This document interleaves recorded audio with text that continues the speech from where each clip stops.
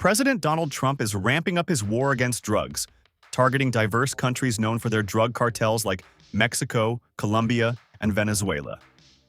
In the latest news, the U.S. Navy took down a drug cartel deep in the outskirts of Colombia, stopping hundreds of millions of drugs from entering into the U.S. Can the Navy really take down foreign drug cartels, or is this a never-ending fight? Earlier in the year, in March 2025, the Colombian Navy intercepted a vessel about 70 nautical miles off Tumaco on the Pacific coast, seizing 1,383 kilograms of cocaine and 208 shark fins. This was the first sign that there was something strange happening in Colombia, catching the attention of the U.S. On October 8, 2025, the outskirts of Envigado, Colombia, became the target of the U.S. Navy. To anyone passing by, what they saw was a forgotten mechanics workshop. But to U.S. Naval Intelligence and Colombia's National Police, that garage was the center of a billion-dollar operation capable of flooding entire nations with narcotics. For months, agents from the FBI and Policía Nacional de Colombia had been tracing secret messages like encrypted money transfers, ghost trucks that vanished into jungle roads, and anonymous shell companies in Panama and Curaçao. All these signs led back to this single location. They stormed into the garage and found out that under the concrete floor, there were tool benches and oil drums. 5 massive stainless steel reactors, each taller than a man, churned night and day, refining methamphetamine at an impressive 99.3% purity. This is a level almost unheard of in the drug trade. The facility was creating about 2,000 pounds of meth per reactor, leading to an annual street value of over $1.6 billion. It was shocking how the drug cartel had hidden all their tools. Ventilation systems were disguised as car exhausts, and electrical meters were hacked to mask the extraordinary power draw. They also had secret tunnels stretched toward a nearby riverbank, making it a perfect escape route for their drugs going to Venezuela. Behind it all was the Clan del Golfo, Colombia's most notorious cartel, with its influence stretching across the Andes and deep into the Venezuelan frontier. Intelligence analysts soon realized that the operation was just a small part of an international supply chain. By October 10th, the evidence was undeniable. They found GPS pings, intercepted phone calls, and forensic financial trains which revealed a massive export network moving through the Gulf of Paria. Shipments left Envigado under the cover of darkness, transferring their cargo to convoys that crossed Colombia's eastern borders. From there, the trucks offloaded crates marked as industrial filters at remote coastal ports, where they were loaded onto freighters bound for the Caribbean. Each shipment, roughly 4,000 pounds of meth, was worth nearly $200 million on U.S. streets. The network was moving drugs with the precision of a logistics company. At 1:30 a.m. on October 11th, Operation Silent Harbor began. 3 teams, an FBI hostage rescue unit, Colombian Special Operations Group, and U.S. Navy SEAL observers surrounded the Envigado facility. The air was still, and they could hear the generators through the fog. Then they heard the order, "Go, go, go!" In an instant, everything became chaotic. A sharp charge ripped open the garage door, and armed agents poured in from 3 sides. Gunfire erupted almost immediately. 15 cartel gunmen, wielding AK-103s and Uzis, unleashed a torrent of bullets from behind chemical drums. A stray shot ruptured a steam line from one of the reactors, igniting an inferno of fire and ammonia. Temperatures soared past 1,200 degrees Fahrenheit as the agents pressed forward, flames licking across steel walls and chemical tanks. One SEAL took shrapnel to the arm, but refused evacuation, holding the line while his team advanced through smoke and debris. The firefight lasted barely 7 minutes. When the gunfire died, there was silence and the agents were shocked by what they saw. Behind a false wall, there was a cold concrete vault stacked high with 6,000 pounds of pure crystal meth, wrapped nearly in plastic and labeled auto filters. The haul's street value was estimated at $480 million, enough to supply 30 million doses, roughly equal to the population of Texas. But the most chilling finding was the 5 men chained in the basement. Their skin was seared by chemical burns, as they had been forced laborers, trafficked across borders and made to handle toxic substances for less than $15 a week. Authorities thought that the mission was complete. Yet their intelligence told a different story. Hours before the raid, 2 ships had already left the Venezuelan coast carrying the final link in the supply chain. On board was more than 4,000 pounds of meth, worth roughly $80 million, destined for an unknown buyer in the Caribbean. At 3 a.m., the chase shifted from land to sea. The U.S. Navy and Colombian Coast Guard mobilized swiftly, tracking the freighter San Miguel and its armed escorts across the Gulf of Paria. The ships belonged to Tren de Aragua, a Venezuelan criminal network allied with Clan del Golfo. Aboard the vessels, there were 12 gunmen equipped with mounted machine guns, confident that the darkness will conceal them. But they didn't know they were being watched from above by a P-8A Poseidon patrol aircraft and USS Wichita combat ship.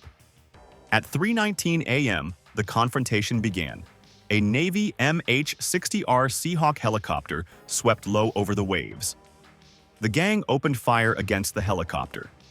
Then, the Seahawks gunners retaliated with their .50 caliber weapons, tearing through one of the escort boats. Below, 2 Navy RHIB teams advanced at full speed, boarding the San Miguel under heavy fire. Within 8 minutes, it was over.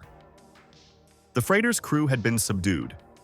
Inside the cargo hold, agents found steel drums containing 2,100 pounds of refined meth, with another 1,900 pounds floating nearby in barrels the crew had tried to dump overboard. By 3:47 a.m., the sea battle had ended, leaving the San Miguel burning silently beneath the first streaks of Caribbean dawn. 17 cartel operatives were arrested, with $350 million worth of drugs recovered. In less than a week, Operation Silent Harbor went from a single warehouse raid to a multinational investigation spanning land and sea. Even afterwards, they discovered digital evidence. Hidden within waterproof hard drives found in the San Miguel's control room were 2.4 terabytes of encrypted data.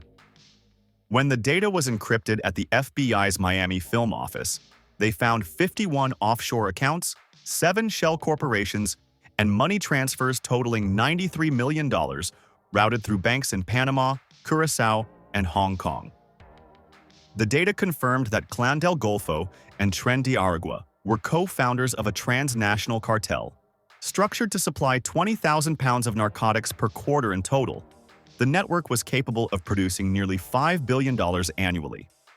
Within days, joint U.S.-Colombian forces conducted follow-up raids, freezing 70 bank accounts and seizing 9 vessels tied to the smuggling corridor.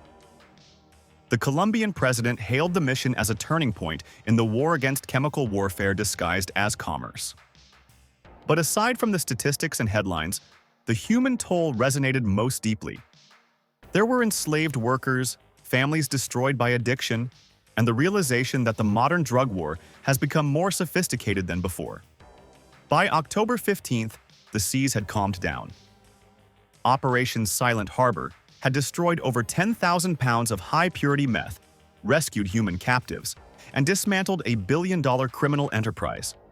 Cartels have now become corporate syndicates, complete with accounts, engineers, and logistics experts. But this is not the only instance of the U.S. Navy taking down a drug cartel. In early September 2025, a month before the Navy went after Colombian cartels, U.S. officials revealed that their military carried out a precision strike on a vessel originating from Venezuela. The boat was allegedly loaded with illegal narcotics and operated by a group that the U.S. government calls a narco-terrorist organization.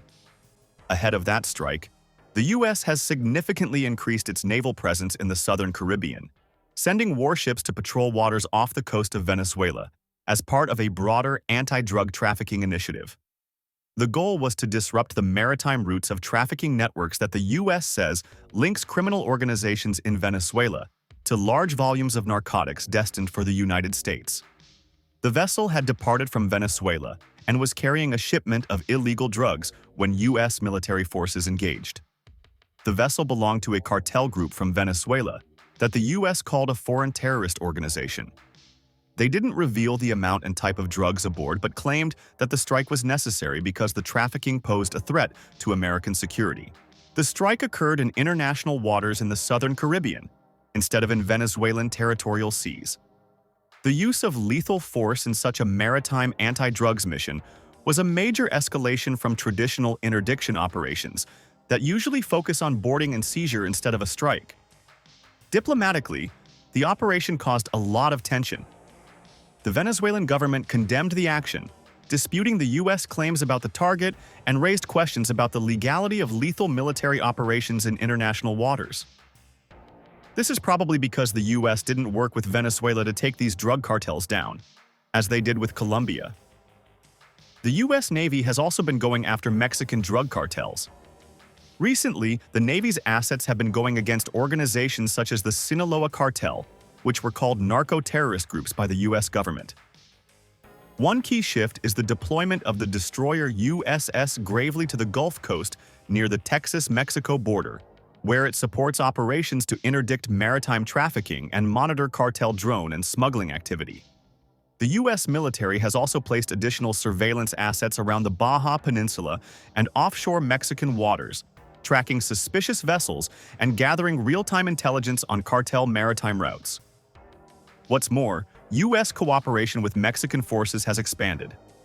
The U.S. has deployed specialized units to train Mexican Navy and Marine infantry forces on counter-narco tactics. The Navy itself might not always board vessels inside Mexican territorial waters, but they are planning to spread the reach of anti-cartel operations. The United States is stepping up efforts to target drug cartels across the globe, targeting those in Mexico, Colombia, and Venezuela. One of the reasons why is the opioid crisis, especially the surge in synthetic opioids like fentanyl. According to the United States Department of Homeland Security, its agencies intercepted over 27,000 pounds of illicit fentanyl in the 2024 fiscal year alone, alongside thousands of pill presses and precursor chemicals. Mexican-based cartels are credited with trafficking a large portion of these lethal substances into U.S. communities. This has made the drug trade more like a public safety crisis. With the U.S. military taking down major drug cartels, the world is watching to see if they can finally win the war against drugs. What do you think? Let's know your thoughts in the comments. Thanks for watching.